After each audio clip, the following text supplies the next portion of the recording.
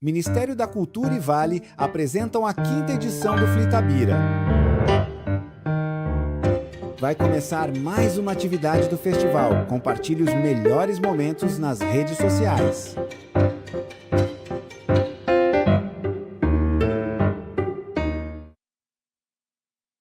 O vídeo a seguir possui recursos de legenda e libras. Apresenta cenas dinâmicas que registram diversas manifestações culturais de todas as regiões do Brasil, ambientado tanto nas ruas, nos palcos, como em grandes eventos e produções ou ambientes intimistas. O vídeo é plural, com agentes culturais de todas as idades, etnias, roupas e figurinos coloridos próprios de cada expressão cultural.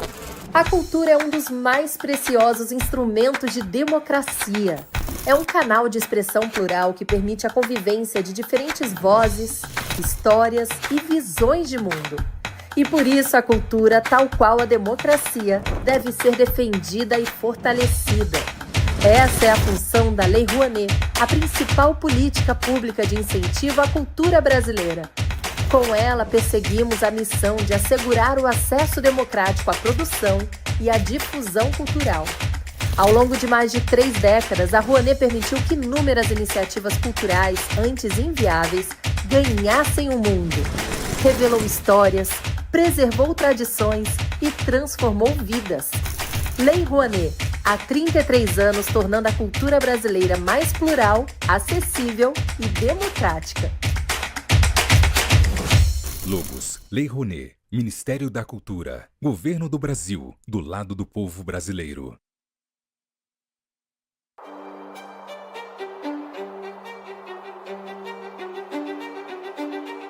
Onde tem cultura, a Vale está.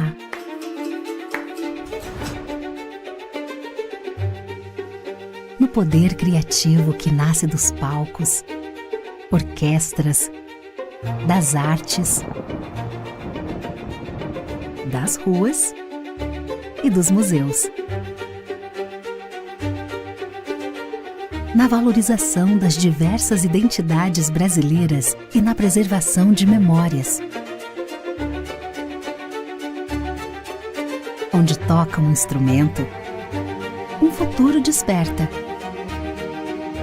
Nas trocas de saberes, sonhos e oportunidades se concretizam.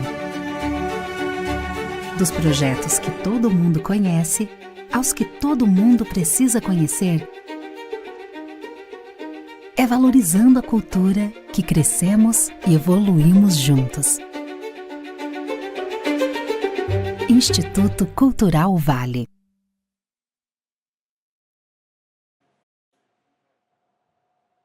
Rosa do Povo, Solange Alvarenga, Otávia Senhorinha e Joaquim Olegário.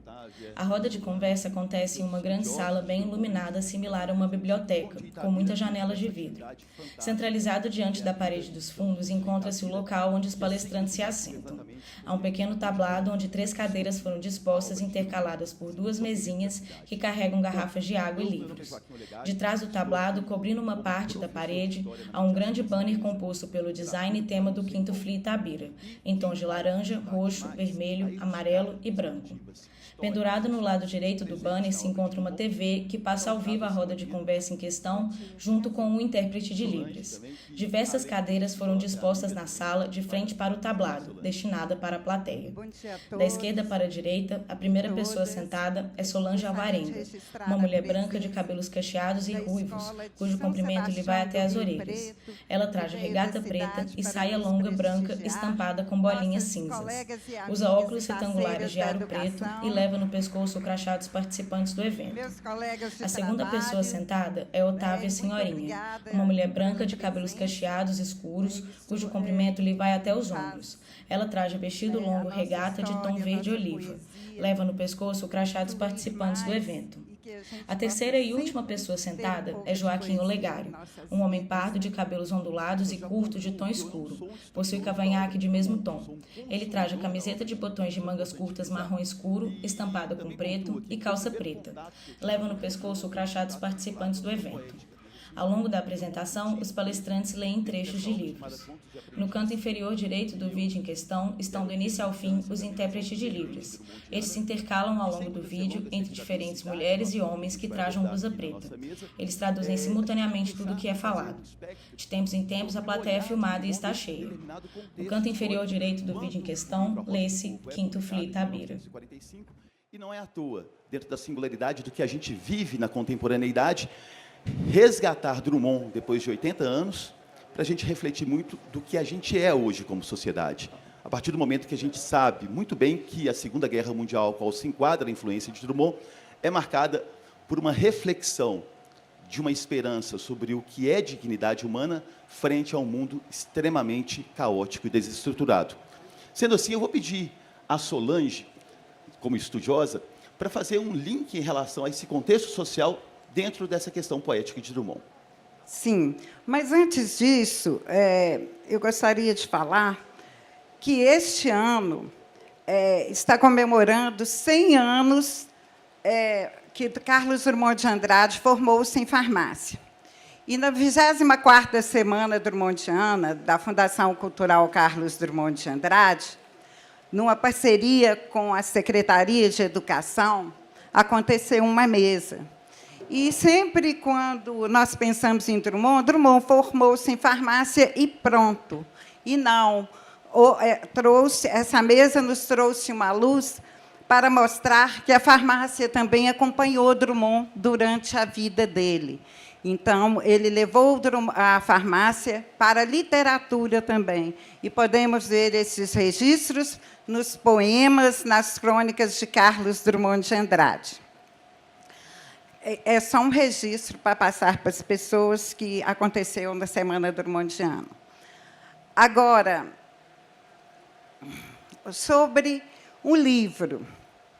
Eu quero falar antes um pouquinho, porque, para os alunos que estão aqui, gente, quando a pessoa lê, ela muda. A vida dela muda, a existência muda. Então, é muito importante que a gente leia. O livro nos leva para diversos lugares, várias viagens. A gente percebe que Carlos Drummond de Andrade, ele não viajou muito, mas ele lia muito e escreveu muito. E todas as viagens que ele quis fazer, ele pesquisou através dos livros dele. Então, inclusive, a arte, o livro, a literatura, sabe, nos salva. A gente está percebendo o que está acontecendo no mundo, né? Hoje, nós vimos, inclusive foi falado no FLI ontem, né, o que aconteceu no Rio de Janeiro, as guerras que estão acontecendo no mundo, as atrocidades, a violência, né, a ruindade também. Então, isso, Carlos Drummond de Andrade escreveu nos poemas dele, sabe, descontente, né, com o mundo em que estávamos vivendo. Inclusive, ele escreveu em 1940, publicou em 1945, né, o livro que ele escreveu durante a Segunda Guerra Mundial, o Estado Novo no Brasil, e ele mostrou o tempo todo, né, a indignidade com o que estava acontecendo no mundo, mas sempre vinha uma luz, uma rosa, né, para salvar toda essa tristeza que estava acontecendo no mundo. E hoje, o que pode nos salvar? Né? Para que a poesia serve? Carlos Drummond de Andrade sempre perguntava isso. Então, nós devemos pensar no mundo. E ele escreveu, então, eu falo isso principalmente para os estudantes, gente, na vida da gente. Igual eu comecei falando que um pouco de poesia na vida da gente é importante, isso muda a vida da gente, porque na vida, até, não sei, está falando isso hoje, acho que é pela sensibilidade, tudo que está acontecendo perante o mundo, vai nos ajudar a viver, porque a injustiça sempre vai acontecer na vida de todos nós. Então, se a gente, igual Carlos Drummond de Andrade fala também sobre a solidão em si é muito relativa. Uma pessoa que tem hábitos intelectuais ou artísticos, que gosta de música, de ler, nunca ela está sozinha. Ela terá sempre uma companhia. a de todos os artistas, todos os escritores que ela ama ao longo dos séculos. Então, quando vocês puderem e quiserem ler, que a leitura é muito importante, porque vocês vão mudando a existência, e cada vez que vocês leiam mais, vocês vão mudando também os escritores que vocês vão gostar mais, que vocês vão aprender mais na vida.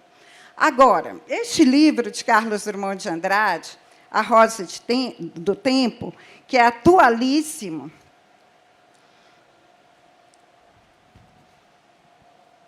nos vem lembrar que a literatura, como decisão, é um caminho sem volta. Então, eu vou mostrar para vocês, ler um trecho do poema, a consideração do poema, que expressa toda a indignação de Carlos Drummond de Andrade perante o que estava acontecendo no momento. E ele fala da poesia dele, porque não teve volta, gente. Drummond tentou ser farmacêutico, fazendeiro, e foi professor também aqui. E o que nós ganhamos muito, o que foi muito bom, é Drummond ter se tornado um grande poeta. Então, isso foi bom para a literatura brasileira e para nós itabiranos também. Então, este trecho de consideração do poema. Estes poemas são meus, é minha terra, e ainda mais do que ela. É qualquer homem ao meio-dia, em qualquer praça. É a lanterna em qualquer estalagem. Se ainda as há. Há mortos, há mercados, há doenças. É tudo meu.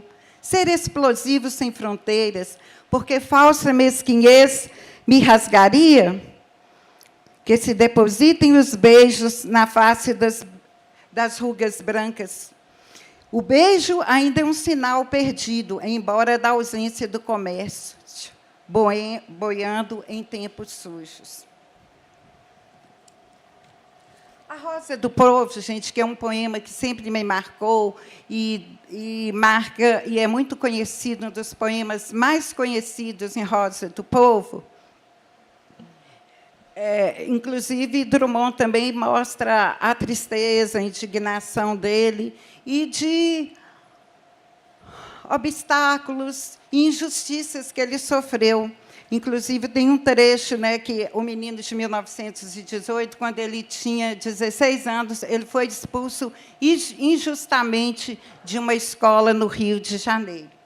E este poema também mostra um momento em que Só pegar aqui, só um minutinho.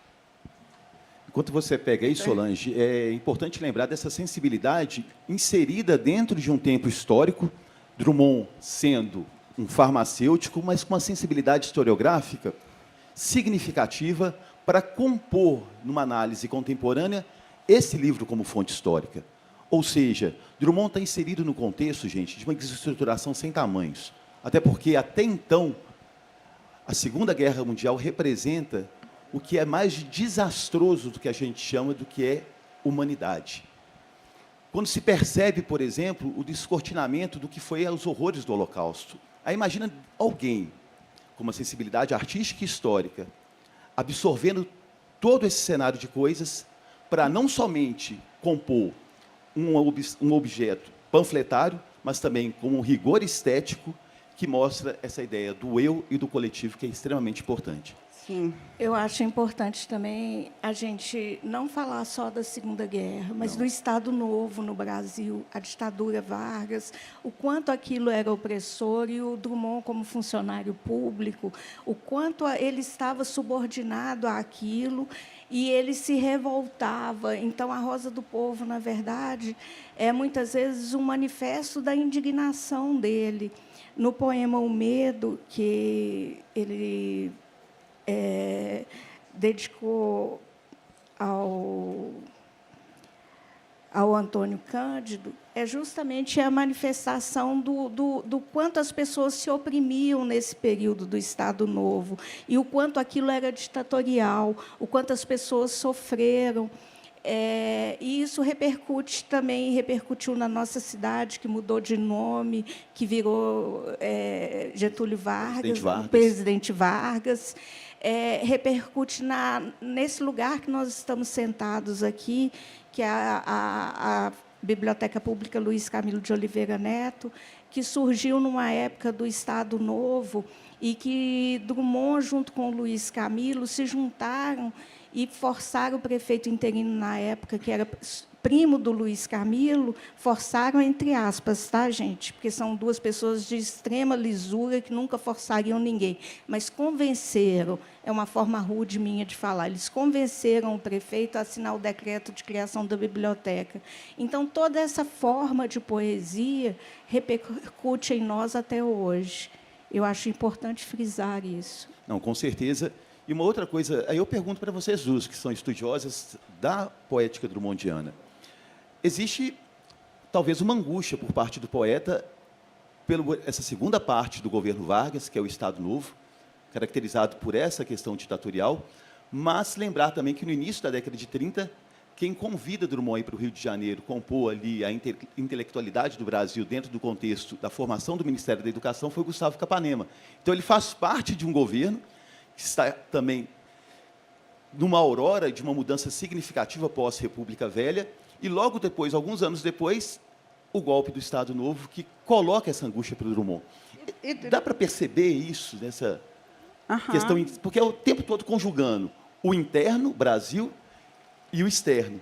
E também essa angústia de uma esperança, porque, na questão externa, o Brasil está alinhado a uma defesa das democracias, mas que, internamente, a gente vive esse cenário de coisas também, de perseguições políticas. Sim, e logo após isso, o Drummond faz parte do Partido Comunista, né, a convite de Luiz Carlos Prestes. Né? Então, diante de todas essas agruras, incertezas, né, de Carlos Drummond de Andrade, eu vou falar do livro A Flor e a Náusea, que eu tinha falado logo antes aqui. Preso à minha classe e algumas roupas, vou de branco pela rua cinzenta. Melancolias, mercadorias espreitam-me. Devo seguir até o enjoo? Posso, sem armas, revoltar-me? Olhos sujos no relógio da torre. Não, o tempo não chegou de completa justiça. O tempo é ainda de fezes, maus poemas, alucinações e espera. O tempo pobre e o homem pobre fundem-se no mesmo impasse. Em vão me tento explicar. Os muros são surdos. Sob a pele das palavras, as cifras e códigos. O sol consola os doentes e não os renova. As coisas, que tristes são as coisas consideradas sem ênfase. Vomitar esse tédio sobre a cidade. 40 anos e nenhum problema resolvido, sequer colocado. Nenhuma carta escrita nem recebida. Todos os homens voltam para casa. Estão menos livres, mas levam jornais e soletram o mundo sabendo que o perdem. Crimes da terra, como perdoá-los? Tomei parte em muitos, outros escondi. Alguns achei belos, foram publicados. Crimes suaves que ajudam a viver. Ração diária de erro distribuída em casa. Os ferozes padeiros do mal, os ferozes leiteiros do mal. Por fogo em tudo, inclusive em mim, ao menino de 1918, chamavam anarquista, porém meu ódio é o melhor de mim. Com ele me salvo e dou a poucos uma esperança mínima. Uma flor nasceu na rua, passem de longe, bondes, ônibus, rio de aço do tráfego. Uma flor ainda desbotada ilude a polícia, rompe o asfalto. Façam completo silêncio, paralisem os negócios. Garanto que uma flor nasceu. Sua cor não se percebe, suas pétalas não se abrem. Seu nome não está nos livros. É feia, mas é uma flor. Sento-me no chão da capital do país às 5 horas da tarde e lentamente passo a mão nessa forma insegura. Do lado das montanhas, nuvens maciças avolumam-se. Pequenos pontos brancos movem-se no mar. Galinhas em pânico. É feia, mas é uma flor. furou o asfalto, o tédio, o nojo e o ódio. Ainda, depois de tudo, existe uma flor, uma esperança, não é mesmo, gente? Apesar do livro ser um livro forte, mas há uma esperança. Uma flor nasceu no asfalto. Completa resistência, né? Uma resistência na busca da esperança, que é importante, e uma esperança que está vinculada também à coletividade, quando ele coloca essa questão da rosa em relação ao povo. A carta em Stalingrado também representa muito isso, né? Essa essência da questão da coletividade. Sim. E, para quem não sabe, Stalingrado é uma cidade, no contexto da extinta União das Repúblicas Socialistas Soviéticas, né, que, na conjuntura da Segunda Guerra Mundial, foi um importante foco, talvez uma das batalhas mais sangrentas da Segunda Guerra Mundial. E essa representatividade da resistência de Stalingrado influencia muito Drummond e os seus contemporâneos, seja na produção artística e na produção historiográfica também, que é uma coisa que eu gosto muito de relacionar com Drummond, novamente, não como estudioso, mas como consumidor da fonte histórica drummondiana, é a perspectiva do Éric Hobsbawm, que sempre coloca também a ideia dos horrores do século XX, mas uma advertência em uma perspectiva de esperança para a sociedade, para a humanidade, de qual caminho a gente quer traçar para um novo horizonte, sobretudo marcado pelo terceiro milênio. Por isso que eu acho que a Rosa do Povo também é tão contemporâneo e que a gente pode discutir mais um pouquinho a respeito disso. Eu acho que a Rosa do Povo tem, como todos os poemas de Drummond, como todos os livros, ele tem uma contemporaneidade, sim. Porque a gente sempre pega poemas de Drummond e, se a gente ouvir ou ler, sem imaginar em que ano estamos, a gente vai pensar, isso é oportuno para esse momento que a gente vive. São poemas atemporais. E, no caso da Rosa do Povo, ele consegue equilibrar muito, igual a Flor e a Náusea, que a Solange leu. Ele consegue equilibrar muito assim, a dor, mas, ao mesmo tempo, ainda tem a flor. Eu sempre penso, talvez eu esteja equivocada, mas eu acho que a maioria das pessoas, quando a gente ouve a palavra flor, a palavra rosa, a gente pensa em beleza. Então, ele não fala só da dor. É um papel do poeta, e que Drummond fazia isso muito bem. Não falar só da dor, falar do amor, falar do belo, falar do que pode aplacar a dor. Né? Acho que a poesia tem esse papel, eu tenho certeza, tem esse papel no mundo, esse papel conceitual de aplacar a dor, de ser um alento para quem lê, para quem consome, para quem ouve a poesia como forma de música. Sim, a Rosa do Povo também, ela questiona o papel do poeta, da poesia, diante do sofrimento e da violência humana, né?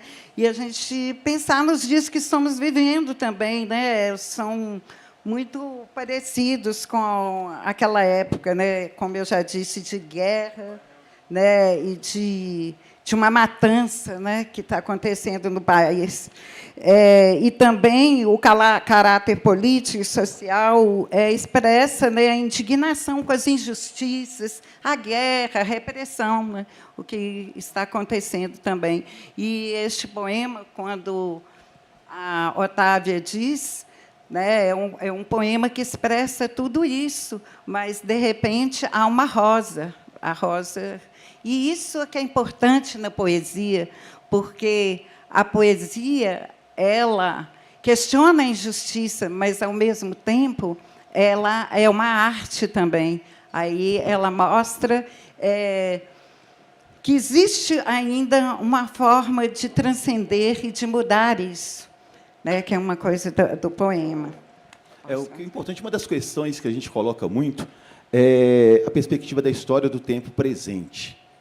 Quando Solange cita os últimos acontecimentos que a gente acompanhou no Brasil nos últimos dias, a gente faz esse deslocamento temporal, novamente para a década de 40, na conjuntura da Segunda Guerra Mundial, e eu pergunto para vocês duas, dá para afirmar que, dentro do calor dos acontecimentos, há uma sensibilidade de uma escolha histórica e ética de Drummond extremamente intencional, esse papel dele como poeta, ciente do seu papel histórico? O tempo todo, na obra de Drummond, se a gente pegar... Eu vou fazer um destaque aqui para um livro que é um dos meus preferidos, que é Boitempo, que o tempo todo Drummond traz a história de Itabira. Então, é um livro memorialístico. Drummond não foi só um poeta, um contista, um cronista. Ele também foi uma fonte de registros históricos e de questionador. Ele questionava tudo.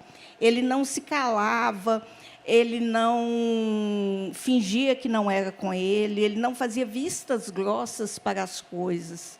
Eu enxergo o tempo todo a poesia dele dessa forma. Acho que Solange concorda, né, Solange? Sim, eu concordo que Drummond já nasceu poeta. E desde o primeiro livro dele, que inclusive começa com o poema Vai, Carlos, ser gauche na vida. Então, vai ser à esquerda, vai ser a torto, vai ser diferente, vai ser poeta, né? Então, eu percebo isso em toda a obra dele, né, que o Drummond é um poeta. E ele passou por diversas fases na poesia dele, e uma delas, que eu gostaria de falar aqui agora, gente, é quando ele escreve um poema que ele fala da solidão do poeta mesmo, e do homem como poeta. América, sou apenas um homem pequenino à beira de um rio. Vejo as águas que passam e não as compreendo. Sei apenas que é noite, porque me chamam de casa. Vi que amanheceu, porque os galos cantaram. Como poderia compreender-te, América? É muito difícil. Passo a mão na cabeça que vai embranquecer. O rosto... O rosto denuncia certa experiência. A mão escreveu tanto e não sabe contar. A boca também não sabe. Os olhos sabem e calam-se. Ai, América, só suspirando. Suspiro branco que pelos ares se exalam. Lembram alguns homens que me acompanhavam e hoje não me acompanham. Inútil chamá-los. O vento, as doenças, o simples tempo dispersaram esses ventos amigos em pequenos cemitérios do interior, por trás de cordilheiras ou dentro do mar. Eles me ajudariam, América, nesse momento de tímida conversa de amor. Ah, por que tocar em cordilheiras e oceanos? Sou tão pequeno ou apenas um homem e verdadeiro, só conheço minha terra natal ou 3 bois a caminho da roça. Alguns versos que li há tempos, alguns rostos que contemplei. Nada conto do ar e da água, do mineral e da folha. Ignoro profundamente a natureza humana e acho que não devia falar nessas coisas. Uma rua começa em Itabira que vai dar no meu coração. Nessa rua passam meus pais, meus tios, a preta que me criou. Passa também uma escola, o mapa, o mundo de todas as cores. Sei que há países roxos, ilhas brancas, promontórios azuis. A terra é mais colorida do que redonda. Os nomes gravam-se em amarelo, em vermelho, em preto, no fundo cinza da infância. América, muitas vezes viajei nas tuas tintas. Sempre me perdia, não era fácil voltar. O navio estava na sala. Como rodava! As cores foram murchando, ficou apenas o tom escuro no mundo, escuro. Uma rua começa em Itabira, que vai dar em qualquer ponto da terra. Nesta rua passam chineses, índios, negros, mexicanos, turcos, uruguaios. Seus passos urgentes ressoam na pedra, ressoam em mim. Pisado por todos como sorrir, perdi que sejam felizes. Sou apenas uma rua na cidadezinha de Minas, humildemente América. Aí eu vou passar para o final, que o poema é grande. Há vozes no rádio, no interior das árvores, cabogramas, vitrolas e tiros. Que barulhos na noite, que solidão. Estes homens estão silenciosos, mas sorriam de tanto sofrimento dominado. Sou apenas um sorriso na face de um homem calado. Eu não li o poema todo, mas é a solidão de Drummond, de um itabirano perante a América, perante o mundo e perante os homens, perante todos, né? Que ele fala do homem, do roxo, do negro, do branco, do índio, perante a América. E ampliando um pouco essa temática, né, do operário, da mulher. Sim. São elementos que ele foge também somente essa questão factual da guerra e do Estado Novo também, né, Otávio? E se a gente pensar no contexto social também, quando a gente vê, igual no caso do América, do poema América, ele cita o rádio, o período da criação do A Rosa do Povo. O rádio era a força de comunicação da época, gente. Não existia televisão, não existia internet, não existia... Estou falando para as novas gerações que estão aí. Não existia nada disso na época. Então, ele marca, é um registro de época. Da mesma forma que, no caso do vestido também, ele conta um caso que era a opressão da mulher, o patriarcalismo, um traço social que é marcante na época. Este poema, o vestido, vocês conhecem? Os estudantes? Não. Esse poema, o vestido, a filha pergunta para a mãe: mãe, que vestido é aquele vestido? Um vestido que estava na casa, que foi a história que o pai teve uma amante e ela deixou o vestido. E é um poema como se fosse uma peça de teatro, né? E o homem foi embora, foi com a mulher, e depois eles ele retorna à casa. Mas é um poema que fala da simplicidade, não é simplicidade, do dia a dia das pessoas, o que muito acontece, né, Delcy? Até queria falar mais sobre isso, que me veio aqui. Sobre até um filme que chama O Caso do Vestido, que conta essa história. Então, Drummond também fala disso, dessa sensibilidade humana, da carência humana, de tudo o que acontecia, e principalmente numa outra época, né, que ele escreveu este livro, e que também continua hoje presente nos nossos dias. Eu vejo como um registro de época, porque talvez fosse hoje a moça, a senhora do caso do vestido, tinha arrumado as malas e ido embora de casa. Não acredito, não. Eu vejo isso ainda no interior, não. Eu não vejo isso ainda, não. Vale a pena ler o poema, assistir o filme, tá, gente? Mas eu acho que a mulher tem uma força muito grande, atualmente, que conseguiu se reconfigurar no mundo. Então, eu acho que a mulher do caso do vestido, talvez Solange está falando que não, mas respeito. Não. Mas eu vejo as novas gerações surgindo com opiniões muito determinadas. Então, é um retrato de época. Uma menina de 18 anos, se for enganada pelo namorado, vai dar tchau para o namorado. É ou não é? Não sei. Exatamente, ela é muito resignada, né, dentro da dinâmica da... Mas é a grande virada do papel da mulher no mundo. E é nesse sentido que a gente fala que a poesia, a literatura, de uma forma geral, é uma fonte histórica, porque ela transparece ali o calor dos acontecimentos de um determinado tempo, e que Drummond soube muito o quê? Observar, analisar e se inscrever nessa poesia, dentro do contexto da Rosa do Povo também, que é importante, né? Sim, eu concordo, em parte, com a Otávia, que, graças a Deus, que as mulheres, desde que conquistaram na década de 30 o voto, então elas vêm evoluindo, mas ainda está muito longe de chegarmos onde nós queremos, e nem até a igualdade com os homens. E, ainda no interior de Minas, Nos lugares, a gente percebe isso, que acontece a mesma coisa, porque, naquela época, as mulheres não trabalhavam fora. Hoje, graças a Deus, nós conquistamos esse direito, mas há lugares ainda que a mulher é submissa e sobe isso, porque antes as mulheres aceitavam tudo porque elas não trabalhavam, sabe?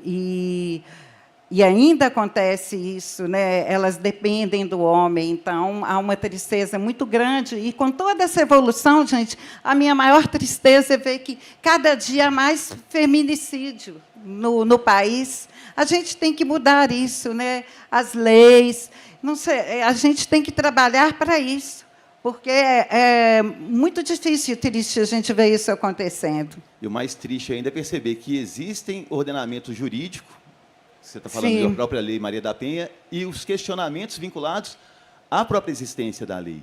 O que a gente fica também extremamente angustiado nesse mundo, né? Sim. Que continua caduco, vamos assim dizer.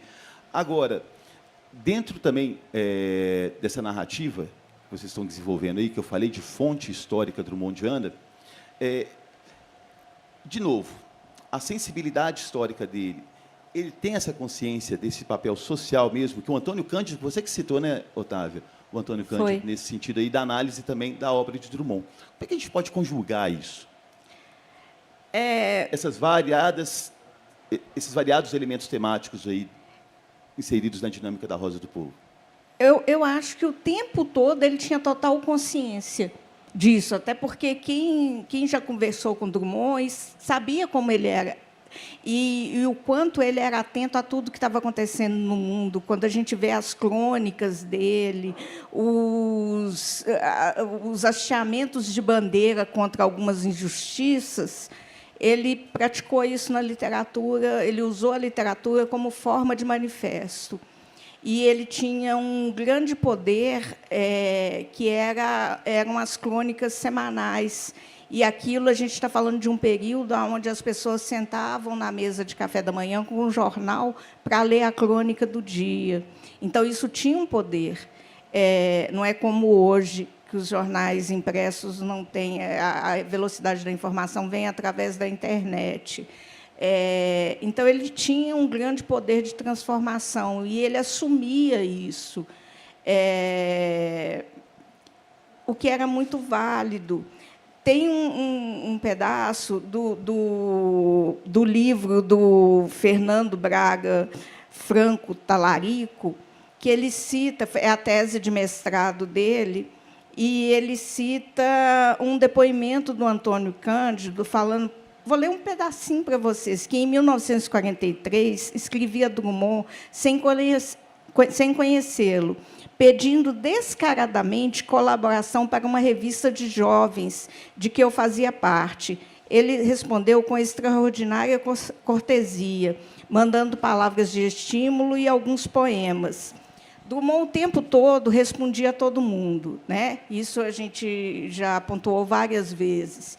Depois, o Antônio Cândido manda para Drummond, eu não vou continuar lendo, porque senão fica muito entediante, manda para Drummond um manifesto feito no mimeógrafo, por causa de uma manifestação que os estudantes fizeram e foram muito mal absorvidos pela polícia da época. O que aconteceu? Drummond escreveu o poema O Medo, retratando isso, e mandou para o Antônio Cândido. Olha que coisa linda. Ele fez um poema lindo, num período do Estado Novo de Vargas, da opressão do Estado Novo. E, então, ele tem essa... Ele tinha, continua tendo, né, porque na literatura, a literatura não morre, essa capacidade de retratar o que está acontecendo, de ser sensível a tudo. E ampliando um pouquinho essa abordagem, dessa ideia da decisão, da literatura como decisão, caminho sem volta mesmo, até para ratificar mesmo o que a gente está abordando aqui, fugindo um pouco do parâmetro da Rosa do Povo, tem as impurezas do branco, que está inserido na dinâmica do regime militar, da ditadura militar, ou seja, ele mantém essa palavra, ele mantém essa postura, ele mantém, e ciente do poder da sua produção, como forma de uma denúncia, mas não só uma denúncia panfletária que a gente está discutindo aqui, mas uma denúncia também que traz consigo reflexões estéticas da sua poesia. É importante isso para a gente falar muito dessa contemporaneidade também, de como que a gente, independente se somos artistas ou não, temos as posturas decisórias em relação ao que é ética, o que é história, o que é sociedade, o que é processo civilizatório. E refletindo em torno de tudo isso, sobretudo para essas novas gerações que aqui estão presentes, por exemplo, qual que é esse apontamento que a gente pode dar no sentido de uma orientação, um horizonte na absorção de Drummond como uma reflexão ética? Eu penso que nós devemos pensar e sermos críticos. Então, eu acho que a leitura é o mais importante para os alunos que estão aqui e as pessoas, porque, quando você lê um livro, você muda, e cada vez que você ler mais, você vai perceber que alguma coisa mudou dentro de você e do mundo em que você vive. Então, leiam mais para sermos críticos. Estamos vivendo num mundo onde as redes sociais estão cheias de fake news. Então, eu penso que vocês têm que serem críticos, porque eu vejo hoje em dia que as pessoas estão reproduzindo mentiras por acreditarem naquilo que está ali escrito, e o mundo está virando, pode se tornar um caos. Isso é uma visão minha, mas que eu estou percebendo a todo momento. É a superficialidade da informação, né? Também, a gente absorve ali nos portais de notícia, por exemplo, rolando as páginas do Instagram, a gente não adentra a notícia, diferentemente de uma pessoa que inexistia toda essa gama de coisas que a internet oferece e era mais profundo nessa análise do seu tempo e do seu contexto. Vou só aproveitar aqui para lembrar também que a Otávia tem uma proximidade muito grande com o Drummond, e eu vou querer perguntar para ela uma coisa que é até uma curiosidade minha, já li a respeito, mas queria uma perspectiva de você e da Solange também, claro, dessa ideia de um posicionamento e desse caminho sem volta. Recentemente, eu tenho uma questão muito estranha comigo, que eu gosto de visitar cemitérios. Inclusive, eu faço aulas de história dentro do cemitério. Aqui em Itabira, a gente tem um cemitério do Cruzeiro, e, às vezes, a gente faz esse tipo de atividade, e um bloco de carnaval, exatamente. E fazemos essa atividade de campo, entendendo o cemitério também como uma fonte histórica.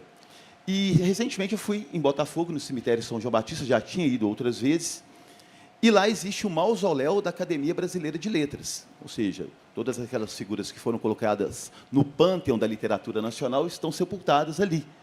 No entanto, a gente reconhece a relevância de Drummond, a importância dele no mundo literário, especialmente dentro do contexto da língua portuguesa, porém, Drummond não está no mausoléu da Academia Brasileira de Letras, mas sim sepultado em uma outra área do cemitério São João Batista, e existe, dentro desse contexto histórico, uma relação dessa opção de Drummond, e eu gostaria que vocês, conjugando de novo com essa questão da decisão dele.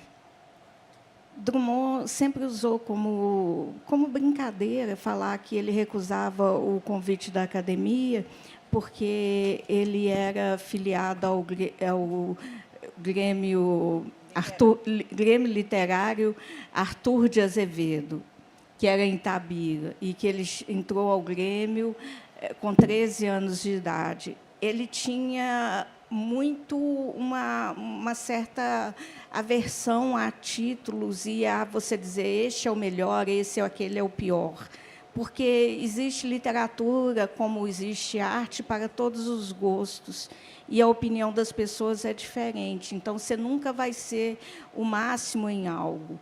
Você é, talvez, bom, talvez razoável, né? Mas ganhar um título de canone é muito grande e nunca foi o que Drummond almejou na vida. Mas existe essa relação com o contexto? Ele não quis se candidatar, porque para ser membro da Academia Brasileira, você tem que se candidatar. E Drummond nunca quis. Realmente, os amigos dele, que ele participava muito de um grupo de escritores, jornalistas no Rio de Janeiro, que era o Sabadoile, junto com o Plínio Doyle e vários outros escritores. Eles se encontravam no sábado. Então, lá eles discutiam, falavam, vamos candidatar, Drummond? Ele falava, não, ele nunca foi, né? Seguiu muito as regras, não. Drummond, já, quando estudou em Friburgo, numa escola de padres, né, ele se dizia anarquista, para ser diferente dos outros alunos. Né? Então, ele sempre foi diferente, à esquerda de um tempo. E Drummond, voltando aqui, que é importante falar disso, sempre foi preocupado com o social, com o político do país, com as mulheres. Né? Em algumas entrevistas, ele fala isso. E foi do Partido Comunista, porque ele participou, inclusive, ele estava lá trabalhando, né, era assessor do Gustavo Capanema no governo Vargas, e ele via o que acontecia e ele discordava do que estava acontecendo. Né? E, quando perguntavam para ele, Drummond, ele falava, não, eu sou apenas um funcionário público, eu bato carimbo, eu só assino. Então, ele foi para o partido. Aí, a discussão dentro do Partido Comunista, porque ele discordou muito, ele escrevia no Jornal do Partido com Mário Pedrosa, que era um dos editores do Tribuna Comunista, e Drummond escrevia as matérias, e ele queria que saísse as matérias como ele escrevia.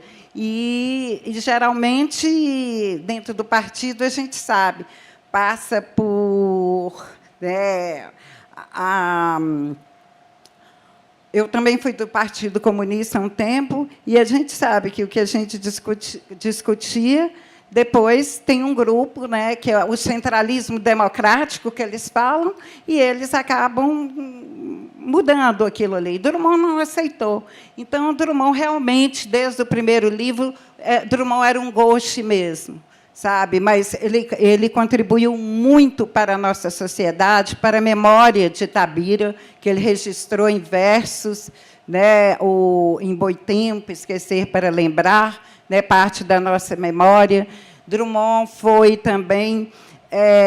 escreveu muito sobre a preservação do meio ambiente. Em 84, ele escreveu o livro Mata Atlântica, que conta a história desde do norte ao sul do Brasil, falando sobre o bioma, sobre a fauna, toda em versos. E, hoje, se nós lermos este livro, quando lermos o último poema, nós vamos pensar muito no que nós estamos vivendo hoje. Então, o Drummond foi um grande homem, ainda que a poesia dele é atual. Apesar dele escrever sobre o dia a dia, que ele escreveu naquela época, nós estamos vivendo também. Já caminhando para o nosso momento derradeiro aqui, vamos assim dizer, eu posso fazer essa leitura, e aqui eu aproveito não só para as nossas debatedoras, né, que compõem essa mesa, mas também para outras estudiosas aí da obra drummondiana. A gente pode fazer uma leitura de que, depois de 80 anos da publicação da Rosa do Povo, esse documento, vou assim dizer, essa expressão artística, ela pode servir de um espelho para a nossa contemporaneidade e, ao mesmo tempo, como espelho, uma advertência? Sim. Eu sempre fiz uma brincadeira num projeto aqui na Fundação, que é o Projeto Saberes, sempre que você participou uma vez, de perguntar se Drummond, se vivesse no século XXI, seria um homem do século XXI. Eu tenho certeza que ele seria atualizado, que ele estaria por dentro, é claro, por dentro de todos os acontecimentos, assim como ele viveu a vida inteira. Eu acho que A Rosa do Povo é um livro que você pode ler e pensar, sem imaginar que foi escrito no ano que foi escrito. Se a gente pensar, nossa, tampa a capa e lê os poemas, a gente vai pensar, isso foi escrito hoje. Tá? A gente consegue fazer essa contemporaneidade. Mas tirando o caso do vestido, tá, gente? Eu acho que, de todo o livro, é interessante os professores fazerem uma contextualização com o nosso tempo, né? E que é importante vocês lerem. Eu vou dar uma dica, quando vocês forem ler A Rosa do Povo, que leiam dois poemas que eu acho significativos, que é A Morte do Leiteiro, que Ele conta que é muito triste para vocês verem o trabalho rural e a diferença social que acontece em todo o país e que nós continuamos lutando por isso, para que mude. E eu gostaria, se for possível, pedir à mesa, Otávio e Joaquim, eu gostaria de fazer uma homenagem a Carlos Drummond de Andrade. Sei que ele gostaria muito de ter lido este poema de uma escritora portuguesa.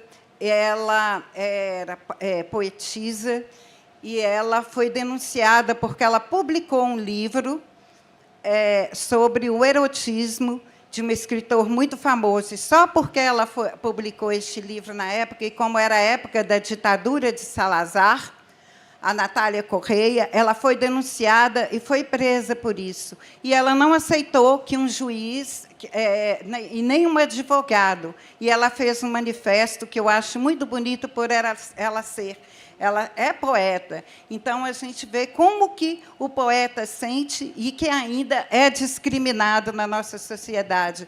O Drummond, quando escreveu A Rosa do Povo, gente, foi o 5º livro dele, e ele foi a primeira vez que uma editora publicou e financiou. Até o 4º livro dele, ele pagou do próprio bolso para ele ser conhecido. Então, é muito difícil, né, os poetas conseguirem, né, as pessoas conseguirem na área artística. Sempre a cultura está em último lugar. Gente, não pode. A cultura tem que estar em primeiro lugar. Nós percebemos, vemos países que, por exemplo, a Austrália esteve lá no fundo do poço, aí investiram em educação e cultura. Hoje, um país que melhorou muito. Hoje é um país que as pessoas querem visitar e tudo. Varsóvia foi totalmente destruída pela guerra, e depois pedra sobre pedra foi construída. Por quê?